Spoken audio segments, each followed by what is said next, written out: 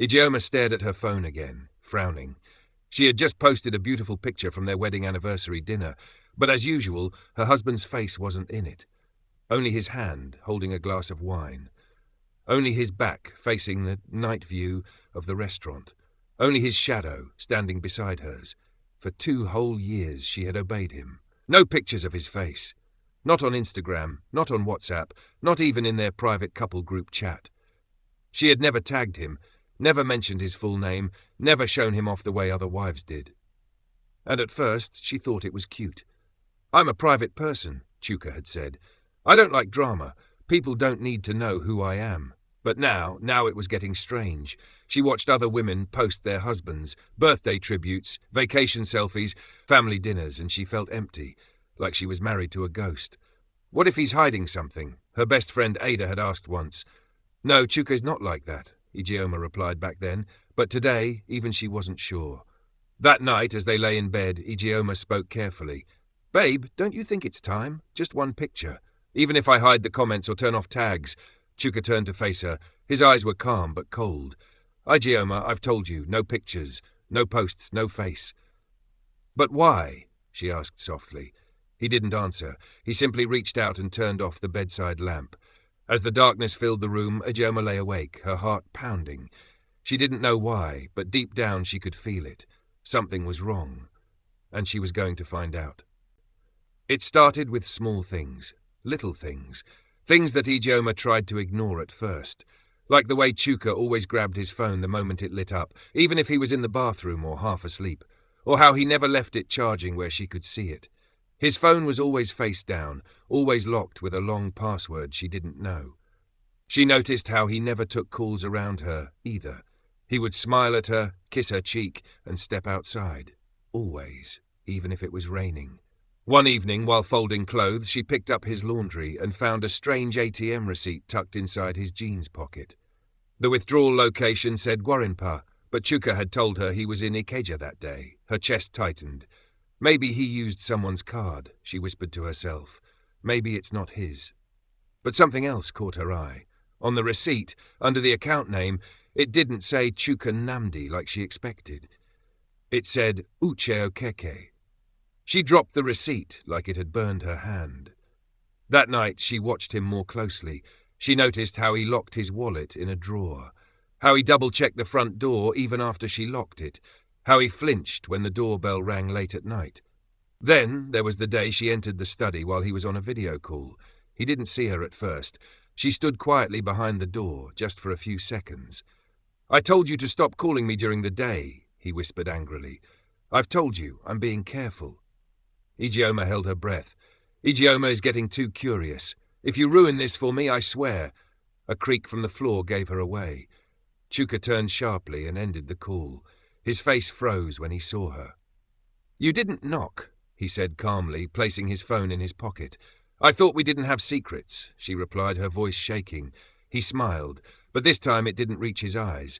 "Ijeoma, some things are better left alone."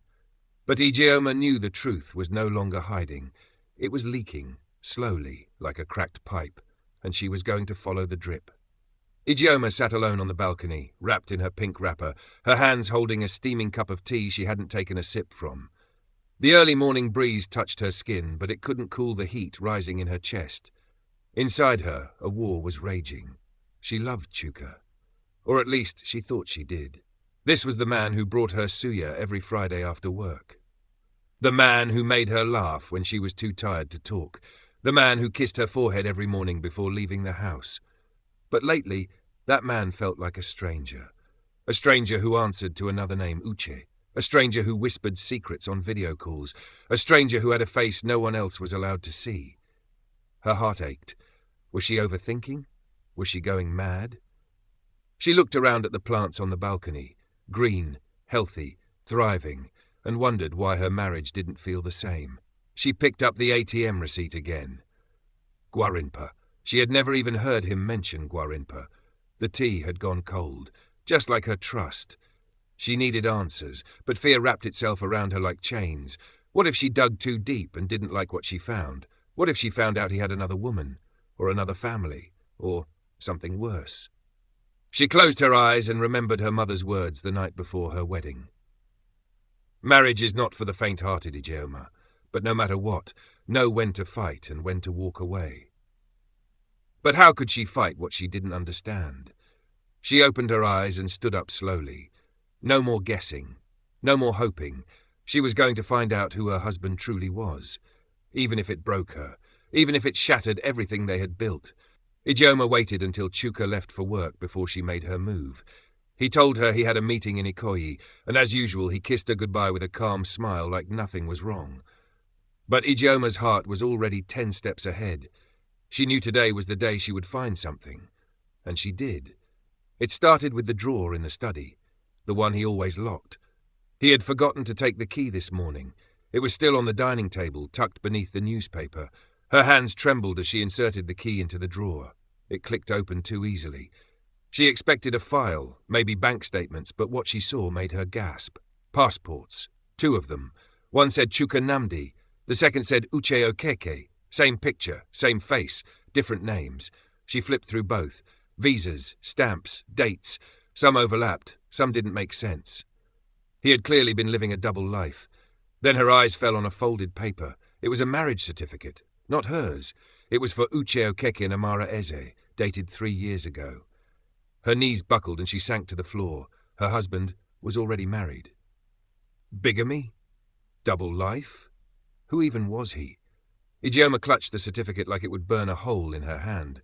Her eyes welled up with hot tears, but she didn't cry. Not yet. Her mind was racing too fast for that. She looked back inside the drawer and saw an old picture. A woman with short curly hair and a toddler on her lap.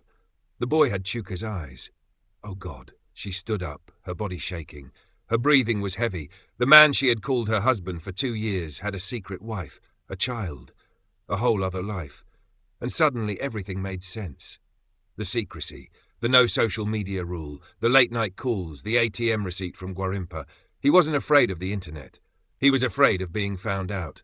Ijeoma grabbed her phone and snapped pictures of everything. Her fingers were cold. Her heart was numb. She didn't know what hurt more, the lies or the fact that she still loved him. But one thing was clear. This wasn't just betrayal. This was war. Ijeoma couldn't sleep that night. She lay on her side, pretending. Her breathing was steady, her eyes closed, but her heart thudded so loudly she feared Chuka might hear it. He had returned home late, humming a tune as he dropped his briefcase by the door. He greeted her with a kiss and asked about dinner like everything was normal. But Ijeoma knew now. Everything was not normal. The drawer had told her the truth. 2 passports, 2 identities, 2 wives, and maybe even 2 lives. She stared at him now, snoring gently beside her, peaceful and relaxed, like a man who had nothing to hide. But behind that face was a storm of secrets. Ijeoma clutched her phone tightly under the pillow. The pictures she had taken were still there, proof. But was it enough? Should she confront him? Should she shout, cry, and ask him why? Or should she play it smart? She knew the risks. If she pushed too soon, he might destroy the rest of the evidence. Disappear. Deny everything. And she might be left with nothing but questions and heartbreak. No. She needed more. She needed full truth, not just pieces. The next morning, she put her plan in motion. She called her tech-savvy cousin, Tobe, under the guise of checking in. Tobe, abeg, can you still do that thing? Tracking phone locations? I just want to see if my husband is where he says he is. You know now, trust but verify, she said, forcing a soft laugh. Toby laughed back, not suspecting anything. Ah, no wahala. Send me his number. Done. Next, she contacted a friend who worked at a registry office in Gwarimpa. She wanted to confirm the marriage certificate, whether it was real and whether Amara Eza still lived there. Ijeoma was quiet all day watching Chuka.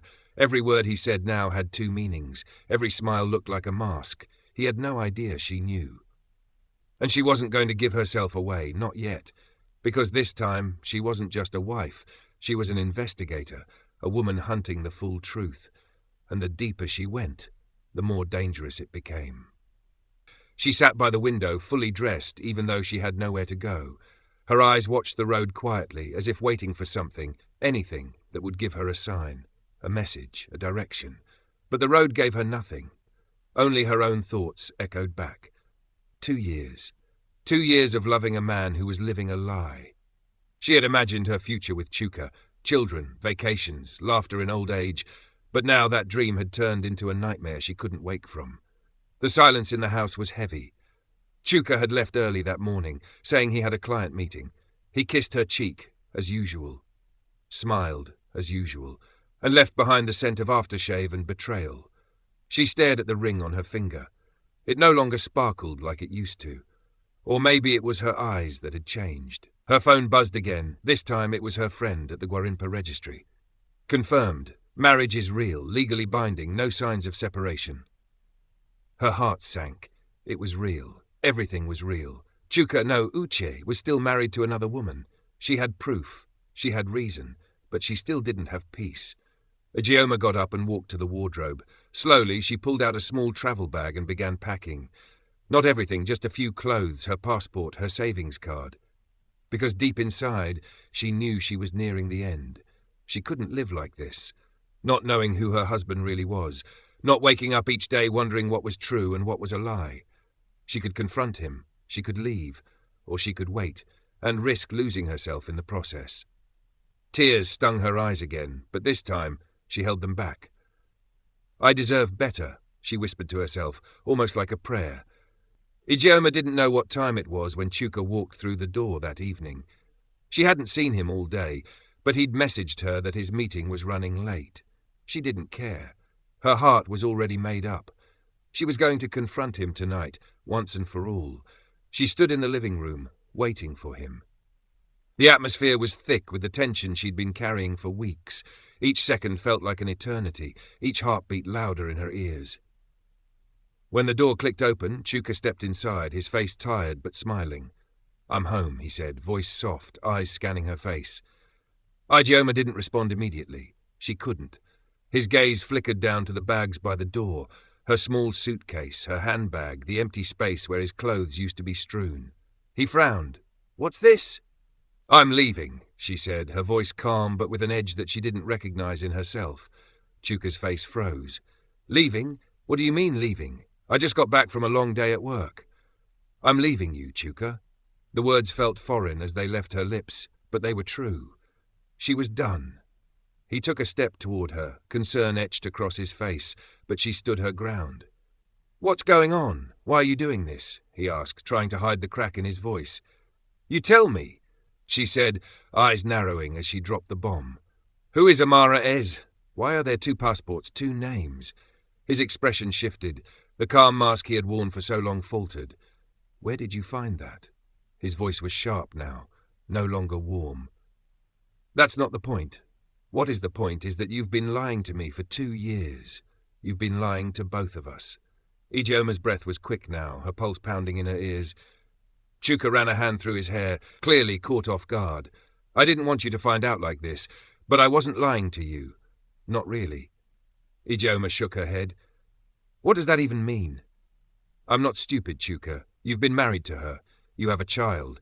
And you've been keeping me in the dark, pretending that I'm your only wife. And now you've brought that deceit into our home, our marriage." "I wasn't pretending," he replied, his voice wavering. "I never meant for it to go this far." "Then why didn't you tell me?" Ijeoma shot back, stepping closer, her hands trembling in anger. "Why didn't you trust me with the truth? Am I so insignificant that you thought I wouldn't care? Or is this just who you are?" Chuka's face fell. "I didn't want to hurt you. I wanted to protect you." "Protect me?" she repeated, her voice breaking. "By lying to me for 2 years? I made mistakes, Ijeoma, and I didn't want to lose you. I thought maybe I could have both. But now it's a mess, and I'm sorry. So sorry." Ijeoma's chest tightened as the weight of his words hit her. For a moment, she just stood there, staring at him, trying to make sense of it all. Her heart ached for the man she thought she knew. But the man standing before her, this man, wasn't the one she had fallen in love with. "You can't have both, Chuka," she said softly, the truth ringing in her ears. "Not anymore." Her hands clenched into fists. "I'm done. I'm not your second choice. I can't be. Not like this. Not anymore." He reached for her, but she stepped back, holding up her hand to stop him. "Don't touch me," she said. "I need space to think, to figure out what comes next for me." She paused, feeling the weight of her decision settle deep in her bones. She wasn't just leaving him, she was leaving the life she thought she had. And no matter how hard it was, there was no going back now. "I'll be gone by morning," she added, her voice steady. "I need a life where I don't have to live in fear. Fear of secrets, fear of the truth." Chuka stood there, speechless, his eyes full of regret. But Ijeoma didn't wait for him to say anything more. She turned and walked toward the door, her heart heavy with the pain of knowing that she was leaving behind everything she thought she knew.